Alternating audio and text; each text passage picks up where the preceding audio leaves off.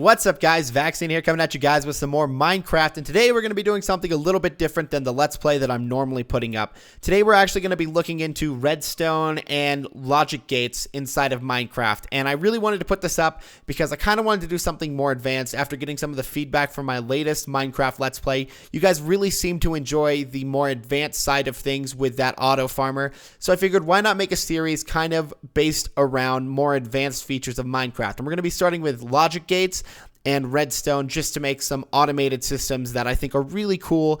We're going to do a different one every week, and I'm going to see what all comes up. Let me know if you guys like the series. Just if you do, guys, just please leave a comment down below and a thumbs up. It'll let me know that you guys want me to continue doing these. But without further ado, let's kind of get into today's episode. Alright guys, so today we're actually going to be making an XOR gate, and for those of you who don't know what an XOR gate is, that's basically just an exclusive OR gate inside the logic gates. And what that means is that if both inputs differ, then the output is going to be set to true. If they are the same input, whether it's both toggled up or both toggled down, it's going to be false and it's not going to work.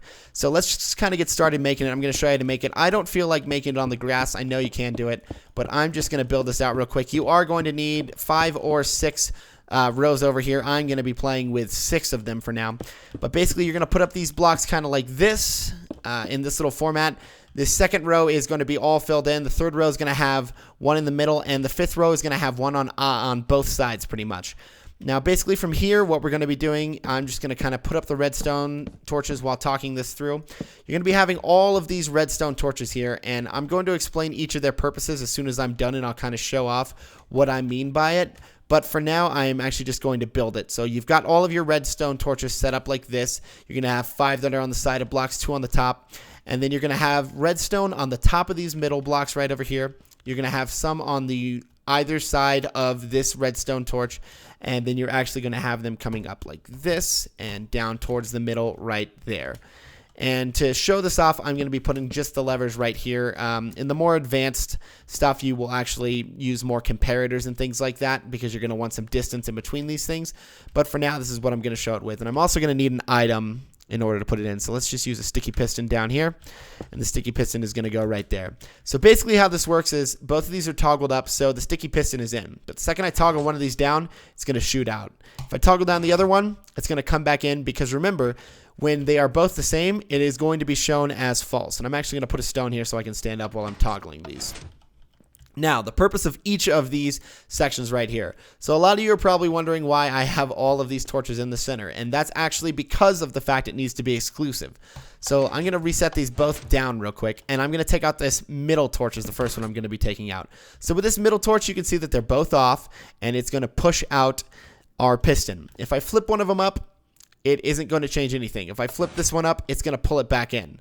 And that's because the exclusive OR is happening. So since they're both activated down here technically, because of the way that I have this set up with the redstone torches over here, that's going to push it out. It doesn't matter if I toggle one of them because it's treating it as one of them is selected, so it doesn't really matter.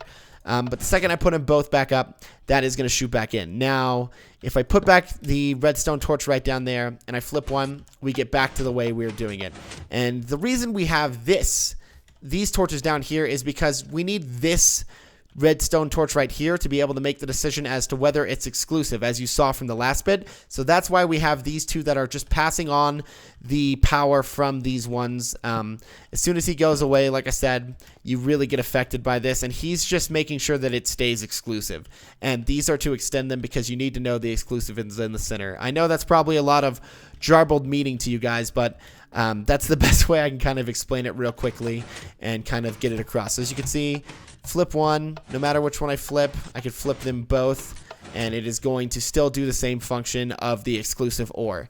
Now, some of the ways in which you could use this, and the way I'm going to be previewing this, is actually going to be a kind of a drawbridge. And basically, it would be one that would, when both of these are flipped down or up, oh, I'm destroying the land over here. Whenever both of these are flipped either down or up, the drawbridge will be kept inside, and it'll be attached to this sticky piston right here like this. But whenever I push down one of the levers, it is going to push it out like this. And the reason we're going to need 2 of these is because if I come out of my bridge, I'm going to push it out because I'm going to need to walk out onto the bridge, but I'm not going to want to leave it up so that other people can come in. So I'm going to need one on the outside that is going to be able to close the bridge back off for me. And that's kind of the use of this exclusive OR. So anyways, I'm going to kind of build a basis around this real quick, and then we'll kind of get back into the video. I'll bring you guys right back into it.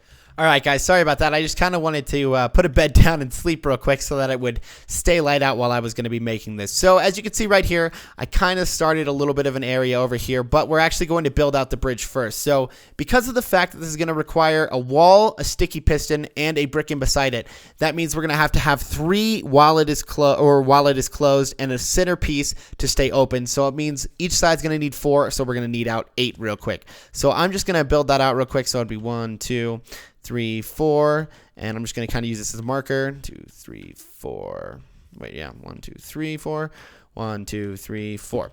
So basically, this is going to kind of be the outer wall for it, and we're just going to do a small little bridge. Actually, I think I'm making this into a much larger bridge than I wanted to make it into, but that's going to be okay, I think. So as we're coming over here, I'm going to build this up maybe a block or so, just to kind of get an idea for what's going on, because I don't want this to be too low of a bridge. Yeah, we'll build this up 3 blocks real quick. 1, 2, 3, 4, 5, 6, 7. All right. So for here right now, we are going to put in the sticky pistons, which is going to obviously be what's holding our bridge. So let's go. Oh, put out 1 too many sticky pistons. And on that sticky piston, we're going to need the stone right on the top of it, right here. And basically, like I said, these sticky pistons are just going to push out that stone, and that's what's going to create the path we can walk on. Now, you're going to have to cover these off real quick, kind of like this, because you obviously don't want anything messing with your bridge. You don't want people walking on it even when it's not pushed out. So this is going to make it so that people cannot walk on it. And obviously, you can make the top of this extremely high as you need to. We're going to have to as soon as we start playing with the redstone. I'm not going to be covering up the redstone that I make during this. I'm sure that you guys know how to cover up redstone just fine. So I'm actually just going to leave that to you guys. So basically, from each of these ends now, I'm going to be pushing out each of these sides over here so that we can connect it over towards our sticky pistons. And I'm actually going to close off the bottom real quick because it's kind of bothering me that it's open like that. Let's close these off. Okay, apparently I like leaving a lot of extra space down here. And we're just going to be taking this redstone and making sure that we can put it over here. Now, for this purpose, I'm actually going to take these off real quick. Okay, put you back on. And now we're going to put this all on the top of these, right, like this.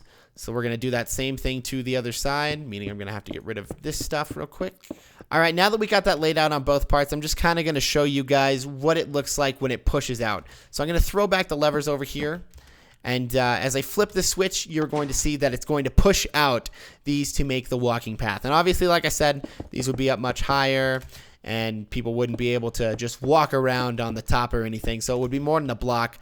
But as you can see, this pushes them out. And you would cover up this bottom. You'd probably put this a little bit lower than I've got it right now if you wanted to do this. And basically, like I said, you push that out. You wouldn't see any of this stuff that's going on down here, but it pushes out for the bridge. And that's just one example of how you can use the XOR gate. Now, also, just for anyone who's wondering, because you probably aren't going to want one switch on both sections over here. So let's say that this one is more up top. We're not going to really worry about this switch because it's going to be the one that's on this side that's really close by for this. But if you're going to want to have one that's on the front over here, you're going to want to build a path to your front underneath the ground pretty much, just so that you're not exposing this, because you're probably going to want to make this pretty. Like I said, I'm not going to make this pretty for the purposes of showing this, but for now I'm just kind of going to show you what it would look like. I'm going to put a lever right here. I want to face it that way because I'm OCD about this kind of stuff, and you would place obviously down all this redstone like so. Now you're going to notice that this isn't the lever obviously anymore. I'm going to be putting a torch right there. So you're going to notice that when I flip this, it's going to make this go, but it doesn't have all of that redstone power in order to power this. So we're going to take these off actually and put this down one more like so. And we're going to take that off. And we're actually going to go for a redstone comparator right down here. So if you put the comparator down there and you push these down instead, when we go to push our button now. Oh. Did I not put it down correctly?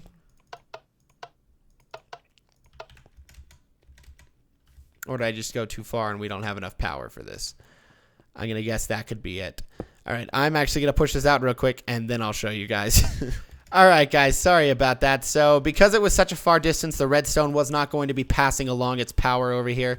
So I've still got the comparator right here, but I had to throw in these repeaters to make sure I had the distance. I just kind of randomly placed them. I didn't really count them out, but they seem actually pretty evenly out. So you're going to want to put them in these directions, and now you'll see that from over here, I can come and flip the switch. It's going to push this out. I can walk across it. Now I can come to the other side, flip this switch, which would also have a comparator and some redstone, and the switch would probably be located more over here. But now as I push that, it closes off this walkway so that no one else can come down it. And that's going to be the first episode of this more advanced Minecraft using logic gates and redstones. Let me know, like I said, what you guys thought about in the comment section down below. If you guys have enjoyed this, please leave it a thumbs up and comment down there. It's really going to let me know that you guys want to see more of this. But until next time, guys, I'll see you later.